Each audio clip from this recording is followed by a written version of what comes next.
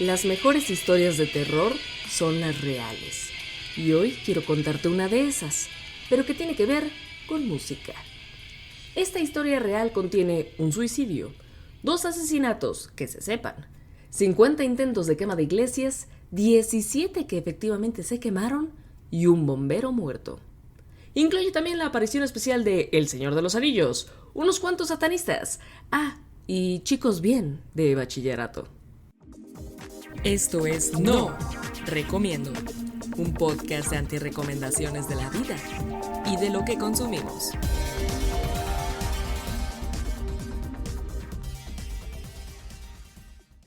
Lo más curioso es el lugar donde pasó todo esto. ¿Recuerdas Monster Inc?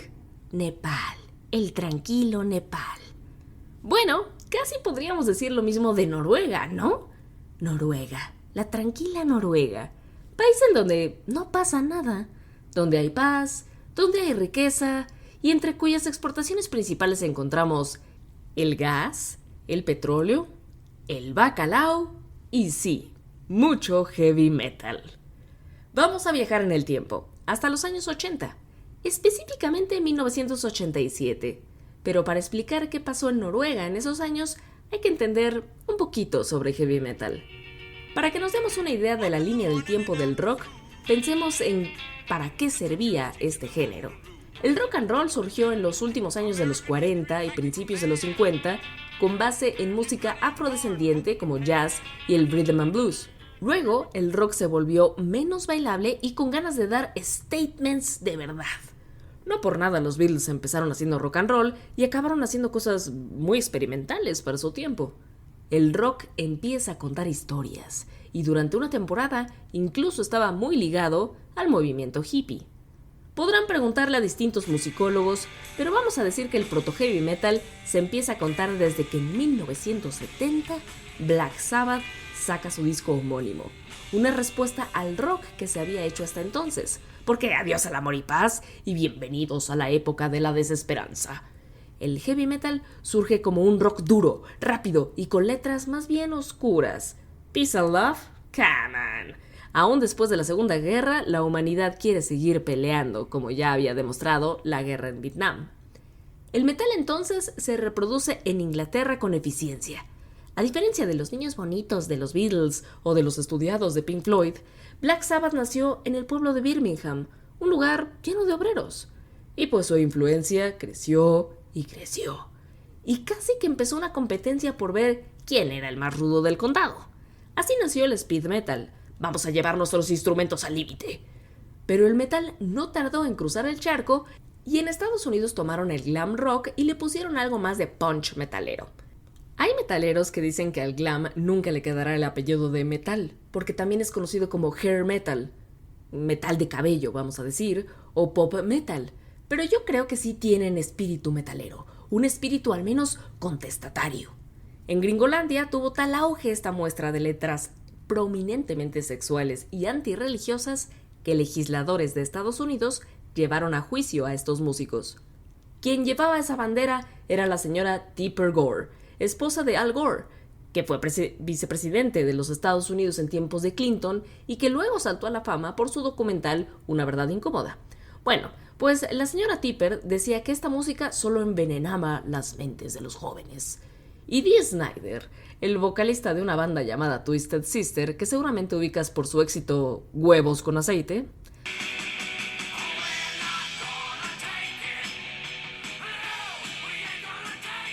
le respondió en el Congreso diciendo que cada quien interpretaba sus letras como quería y que si ella imaginaba cuestiones sexuales, igual tendría algo en la cabeza para interpretar eso. Quiero recalcar que el metal siempre ha sido vilipendiado por esta inclinación hacia lo prohibido. Y en la mayoría de los casos, por más que los metaleros canten de mundos sin Dios o sobre violencia, pues es música y ahí se queda. Hasta que llegó el black metal. El black metal no surgió en Noruega, sino en Inglaterra también. La primera ola de black metal es inglesa y la encabeza el grupo Venom, en parte porque ellos en 1982 sacaron un álbum que se llamaba Black Metal y que fue inspiración para varias bandas e inventarse un subgénero. Ya tenía ciertas bases black metaleras ese álbum. Era una combinación de speed con thrash, pero más oscurito. Especialmente en las letras. Era la primera vez que se veía con tal descaro una invocación al demonio mediante música que era más o menos mainstream. En la primera ola, Bathory, un grupo sueco, es también vital porque no solo ya hablaban de Satanás, sino que su vocalista, Thomas Forsberg, fue el que popularizó usar voces guturales y agudas, algo que terminó por distinguir a todo el black metal.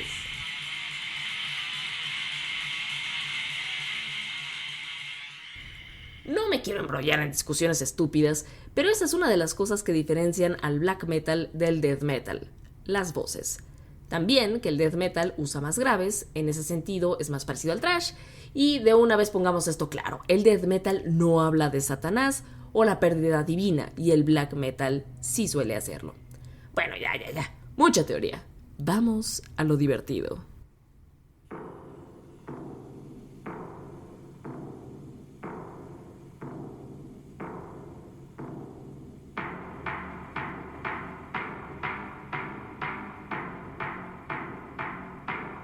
Imagínate que eres un adolescente en un país como Noruega. La verdad es que las cosas no suenan muy divertidas con esa falta de sol y frío eterno. Así que decides hacer una banda, y como eres medio rebelde y te gusta Bathory, decides que tocarán algo como black metal. La banda se llamará Mayhem, en honor a la canción de Venom Mayhem with Mercy. Mayhem se puede traducir como una situación en donde no hay orden ni control. Y bueno, esa brillante idea la tuvo Oystein Arset en 1984 cuando tenía solo 16 años. Estamos hablando de un imberbe de prepa, de bachiller. Bueno, pues ya tenía a sus cuates para hacer la banda, entre ellos dos monos. Uno bajo el nombre de Hellhammer, traducido como Martillo del Infierno, pero probablemente tomó ese nombre por otra banda de proto-black metal que también se llamó Hellhammer, y Necrobutcher, que podemos traducir como el necrocarnicero. El propio Oystein Arset se puso a sí mismo Euronymous. Y este apodo era bastante interesante porque proviene del demonio griego Eurynumos, que más tarde inspiró una canción de Hellhammer, la banda, no su compa músico. Bueno, es bastante probable que Arset se haya fusilado el nombre por la canción que le gustaba más que por el demonio. En fin, o sea, qué risa con estos nombres. Pero bueno, tenían un problema estos muchachos de Mayhem. Ningún vocalista se quedaba demasiado tiempo con ellos. Y el vocalista para una banda de black metal es muy importante porque pues necesitas voces guturales y agudas como ya mencioné antes. Así que decidieron hacer lo que se hacía a principios de los 90s. Lanzar una convocatoria con volantes y de boca en boca para buscar al ser que daría voz a Mayhem. Pues tras mandar dicha convocatoria y escuchar a algunos cuates que no cantaban mal, recibieron el statement de un ángel de la muerte. ¿Qué harías tú si a tu casa llegara una caja de zapatos con 3 cosas dentro? ¿Una carta de intención? ¿Un demo en cassette? Y un ratón crucificado. ¿Dirías, este tipo está loco y bye? Pues no, Mayhem dijo, este es el ser humano perfecto para nosotros. El nombre de este ser humano era Per Yngve Olin, mejor conocido como Death. A diferencia de sus amiguitos, él venía de un hogar roto de padres divorciados y vivía obsesionado con la muerte. Fue la adición perfecta para el grupo porque el hombre le daba espectacularidad al asunto. Fue de los primeros en usar lo que hoy llamamos pintura de cadáver, esta estética de maquillarse de blanco el rostro y de negro los ojos y los labios. Tenía por costumbre ponerse un abrigo y almacenar animales muertos en él, lo cual hacía que oliera terrible, pero que los toquines pudiera aventar criaturas muertas al público y pues evidentemente estos chicos de pueblo, bueno sí, también había chicos de pueblo, pero chicos muy jóvenes se volvían locos con semejante show. Euronymous Oystein Arset amaba esta tendencia hacia la muerte. Vocalista y guitarrista se volvieron amigos del alma. No es necesario ser genio para darse cuenta de que Don Death tenía algo mal en la cabeza y que sufría de una severa depresión. Se lastimaba en los conciertos y podía pasar días sin ver a nadie. Cuando era niño sufría apnea del sueño y en algún punto casi murió de una hemorragia interna cuando se le rompió el vaso luego de que fuera buleado a golpes por sus compañeritos en la escuela. fue declarado muerto brevemente en esa ocasión. Por supuesto, esa experiencia lo perseguía y él le fue incluyendo sus propias mitologías. Tenía interés en la porfiria, por ejemplo, que es la enfermedad real que puede que haya dado origen al mito del vampirismo, y también tenía interés en lo oculto. Según él, su abuela, de hecho, era una bruja blanca. Las cosas se empezaron a poner cada vez peor en la mente de este pobre chico, y Dead encontraba cualquier pretexto para cortarse en público. Su mejor amigo, Euronymous, en vez de calmarlo, lo alentaba para matarse. Hasta la fecha no se sabe si por maldad o porque el sentido del humor de Euronymous era pésimo. O por idiota, básicamente. El 8 de abril del 91, por primera vez, Dead se encontró solo en la casa donde vivía con sus compañeros de banda.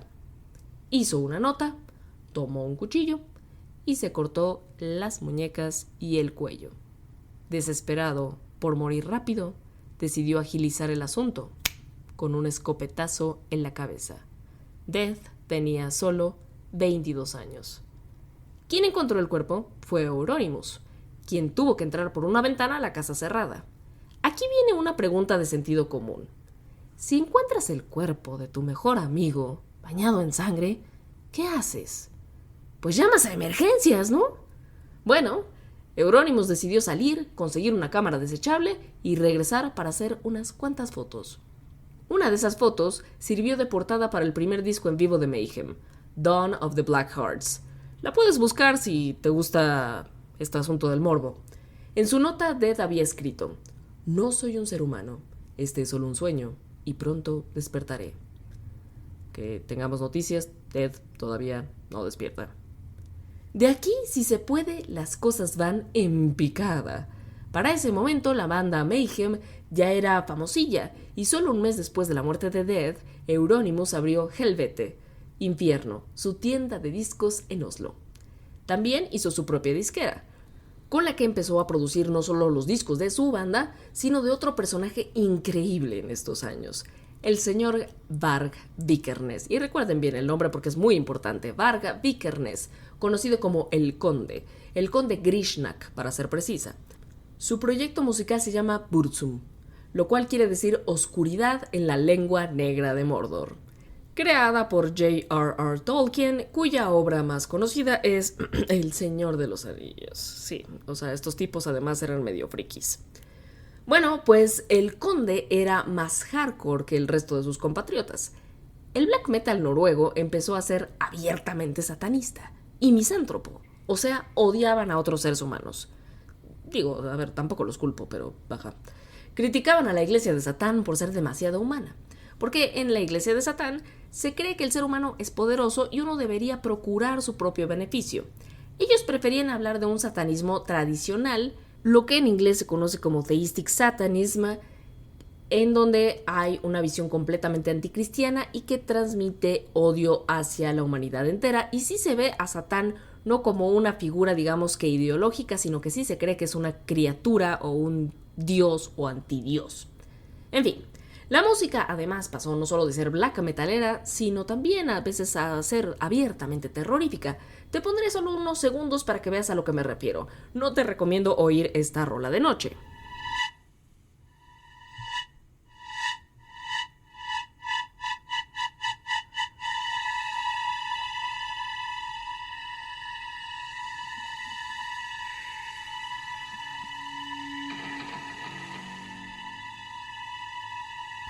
Y también aquí es en donde estos tipos rompen con el resto del rock. Porque a ver, una cosa es tirarle a la iglesia católica en tus rolas porque se pasan de lanza con la infancia, y otra muy distinta es decir, vamos a quemar un templo en donde pueda haber gente. Eso pasó en 1992. La iglesia de madera de Stortveit fue incendiada en mayo y con eso empezó una rachita que incluyó el incendio provocado de una iglesia metodista en la Navidad de 1992. En el que murió un bombero. Este tipo de acciones no solo se llevaron vidas, sino también patrimonio histórico. El templo de Fantoft fue construido en la Edad Media, en 1150, y es un ejemplo de iglesias medievales hechas de madera llamadas Stavkirke. Su característica que le da el nombre es la Stavkerk, que es un armazón de madera hecho de postes circulares que están sostenidos por espigas a un marco de soleras. En pocas palabras, esto, si tú ves una iglesia de estas, una Stavkirke, vas a ver que tiene un aspecto como entre casa y castillito vikingo. ¿Cuál es el problema de que en tu país nunca pase nada demasiado interesante? Bueno, por un lado, como podemos ver, tus ciudadanos se pueden aburrir y pueden llegar a que se les ocurran algunas ideas medio macabras. Y también, tu policía a lo mejor no es la mejor del mundo. Las autoridades noruegas no sabían quién estaba quemando las iglesias.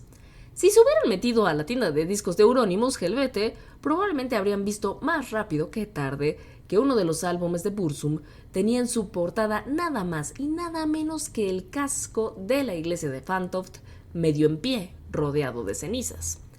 En ese mismo año de 1992, el 21 de agosto, el baterista del grupo Emperor, Bard Eitun, también conocido como Faust, asesinó a Magne Andreasen, un hombre homosexual en el pueblo de Lillehammer.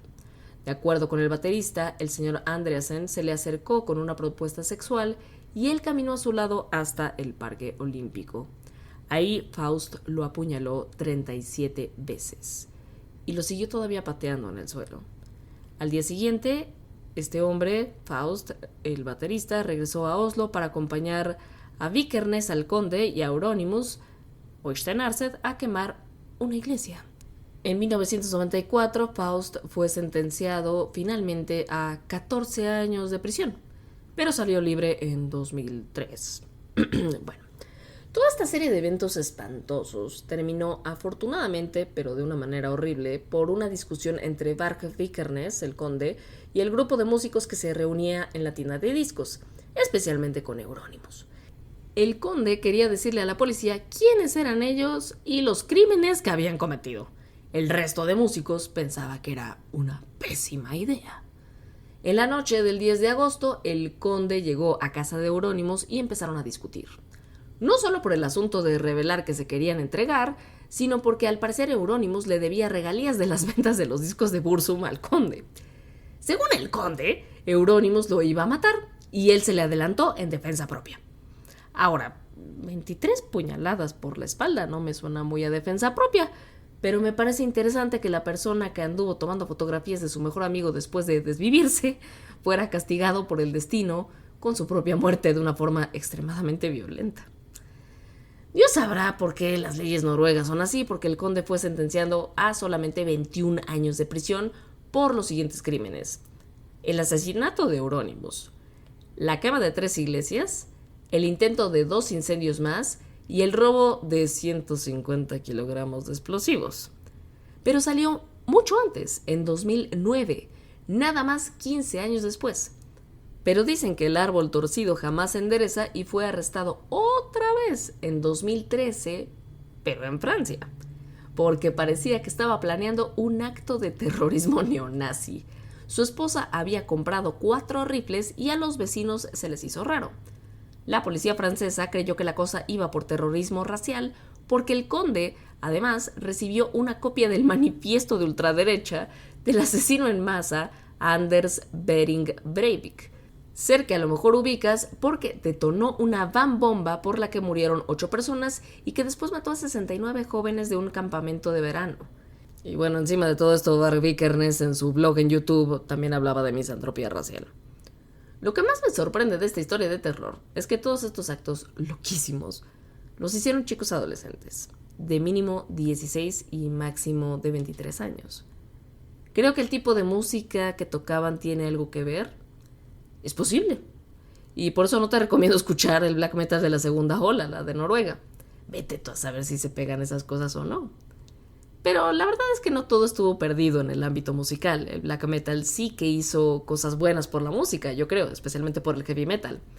Bandas como Emperor, sí, la del baterista asesino, pusieron las bases para el melodic black metal y luego el symphonic black metal. Oye los teclados de esta rolita de Emperor.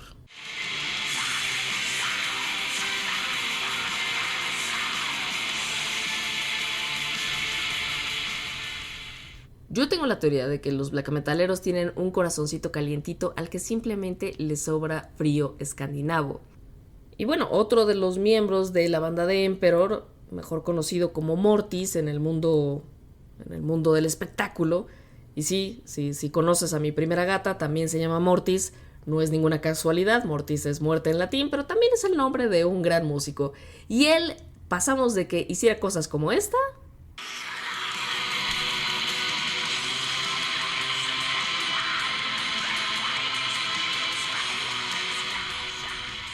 a cosas mucho más lindas como esta otra.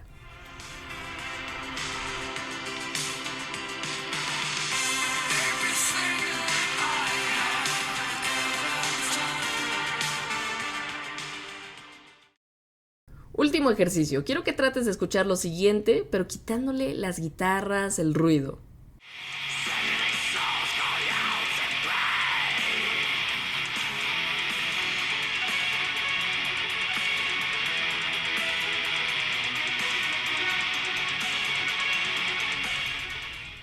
¿No te suena como algo muy parecido a esto?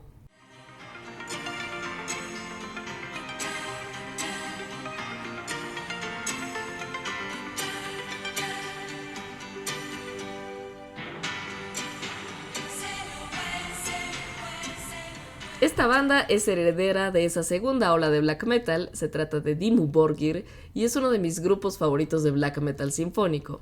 Bueno, la hija de Shagrad, el vocalista, se llama Enya y no hay ninguna casualidad ahí. Hasta aquí mis anti-recomendaciones de esta semana. Te tengo una recomendación puesto que la lectora consumada Vanessa Puga me invitó a su podcast Pasión y Tinta que puedes escuchar en esta plataforma. No olvides dejarme un comentario, ponerme 5 estrellas porque así me animas a seguir con este proyecto. Me he divertido mucho haciendo este capítulo, espero que tú también lo hayas disfrutado y nos leemos y nos escribimos y nos escuchamos también la próxima semana en Escríbeme Pronto. Esto fue No Recomiendo, un podcast de antirrecomendaciones de la vida y de lo que consumimos.